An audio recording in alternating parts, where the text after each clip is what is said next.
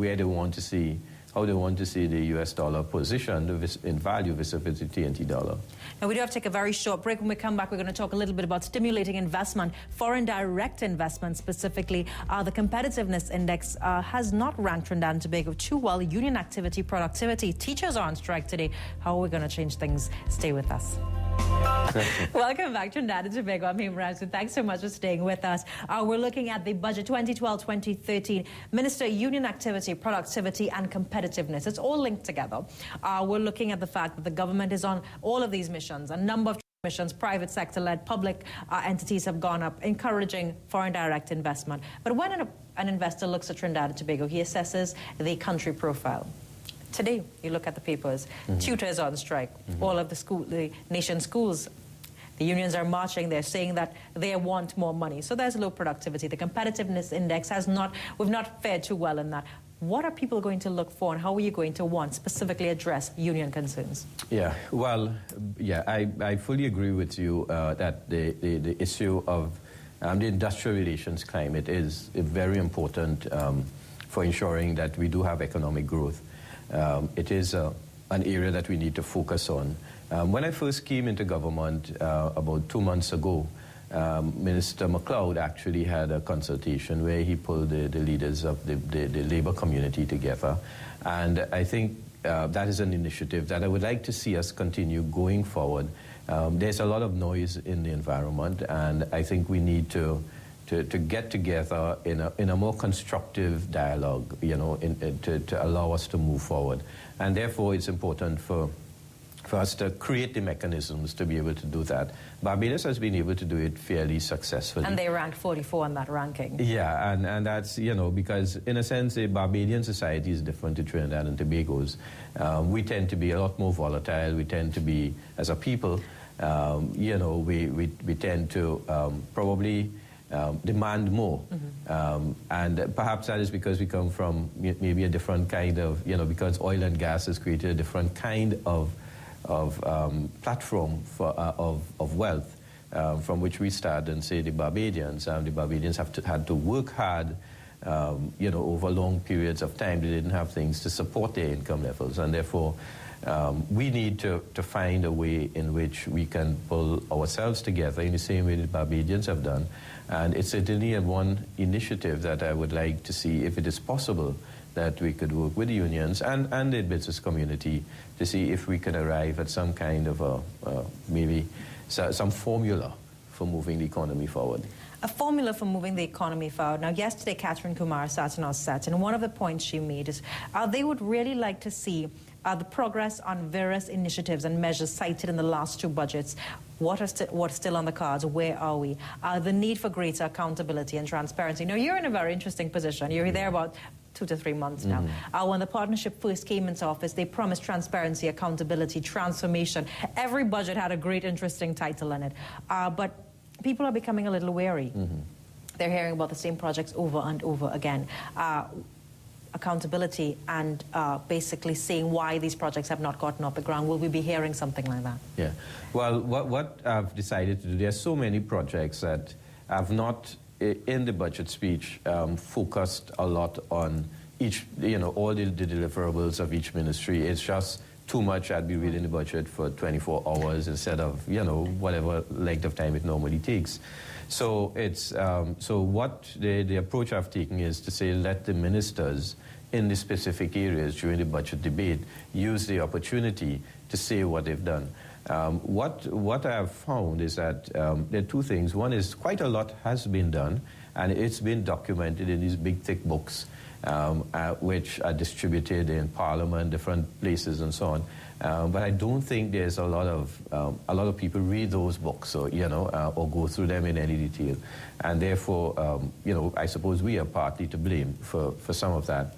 The other thing is that, of course, the way the budget sometimes is read, and perhaps the impression that is created, is that everything could be done, you know, immediately. Right, yes. So if we say, okay, we're going to build a new university campus building, It sounds, as if, well, the university campus building would be ready next year. Next year. And in truth and in fact, something like that would probably take 3 to 4 years to get going.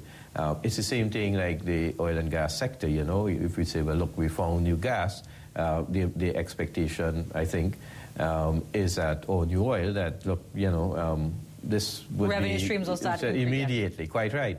And in fact, I know you had both Derek Hudson and Norm Christie on your set a few days ago, and they will tell you, between the time when they find a gas or oil and when they actually commercialize it, it could be 7 to 10 years. Yes, they gave a decade as well. Yeah, so that, but of course, when it's communicated in the media and people read it, I think they have the impression, well, this means, okay, our fortunes are going to turn around next year.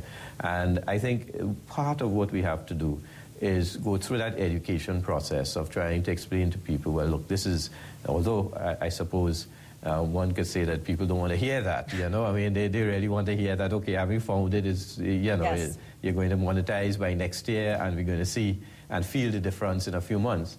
But it doesn't quite happen that way. Realistic expectations, always a problem that we've had. And let's tie this into the confidence question. Confidence is currency in any financial system. You were actually part of the private sector banking system. How would you describe the level of confidence in our economy at this time? I think there's a general level of confidence. What there is that the expectation is that the level of growth is not going to be there in the same way that it was in the past, and to some extent that is true. The global economic environment is different, and in fact there are significant downside risks in the global environment. Trinidad has been fairly well, in a sense, protected from what has happened in the rest of the world. Yes. If you go to our malls, for example, you'll hardly find parking space. You do the same thing in Miami and it's entirely different. You walk through a mall and you see stores, closed, and, there's a lot of parking and very few people and so on. In Trinidad and Tobago, it's an entirely different thing. So we have been spared a lot of what has been happening in the general global community. But, of course, things have slowed. It's not where it was 4 or 5 years ago. And the other thing, too, is that you have to remember it's also a function of size. As you keep growing, if you have 10 and if you get, to get 10% of 10, it's 1. So the increase is not that big and it's easy to get 10%. But when you get to 100, 10% is 10, and then that's an entirely different order of magnitude. So those are some things that the economy has grown. The amount of default hasn't been all that much. And I think by and large, people's incomes have been protected. And, apart from food, prices, inflation has been relatively subdued. I think we run at maybe about 3% inflation right now outside of food. When you bring food on, that tends to spike the inflation measure. But by and large, and of course when you look at new car sales, these are up 13%.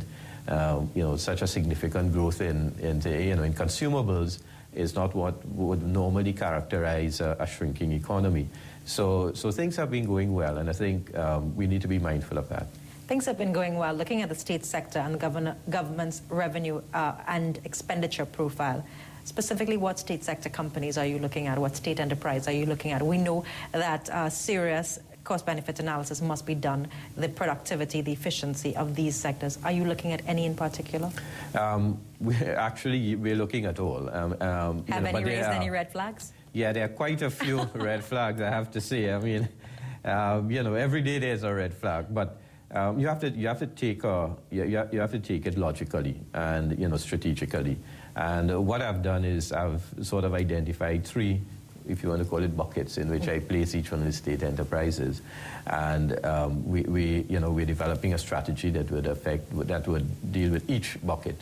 But the key issue for me is to ensure that, from a point of view of the transfers to the state enterprises, that we send the signal very clearly that this is going to be on a declining basis. It's not going to be, okay, you're not going to get anything next year, but we're going to sit with everyone and say, look, over the next 5 years, you tell me how you're going to move from where you are to zero. Are the 3 buckets good, bad, and worse?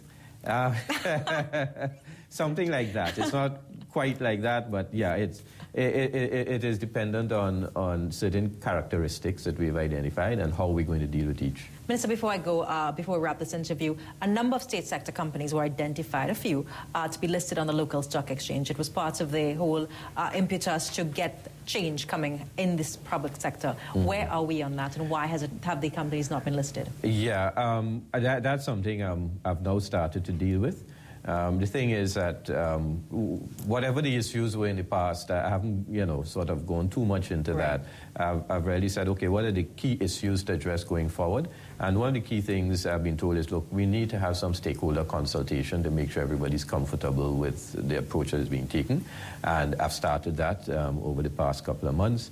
And I'm hopeful that we could progress that during the course of the coming year. Will we hear any update on that in the 2012-2013 package? Well, I'm looking to see what can be said that would be tangible enough, because I don't want to promise anything and then we have the same problems and complaints next year when I come here as we had in the past. Yeah. Minister, before we wrap this interview, your closing comments to Trinidad and Tobago. The budget will be delivered on October 1st. The man on the street, not the businessman, not the politician, those who have to really go to the groceries, face the food prices, go to the gas stations, what can they expect? The budget will be aimed at stimulating growth, creating jobs, as I said, certainly cutting back on waste and inefficiency also. So the key thing for us is, as I said, personal income taxes, we're not intending to touch that at all, but the whole tax regime is still under review. We'll have to look at that. But I think that the man in the street can look forward to the economy returning to slow but steady growth in the years to come. We had a former Prime Minister that advised persons to tighten their belts. Would we be hearing measures similar to that in the budget? Not this year.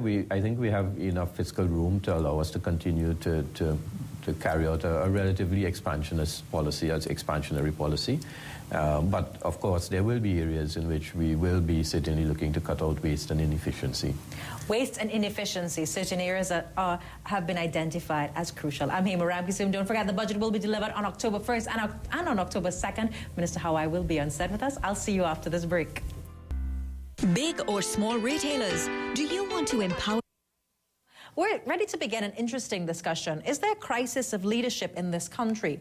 And the reason we thought we're going to have this, over the last couple of days, we've seen an entire debate in the parliamentary chamber in where the opposition accused the government of misleading them.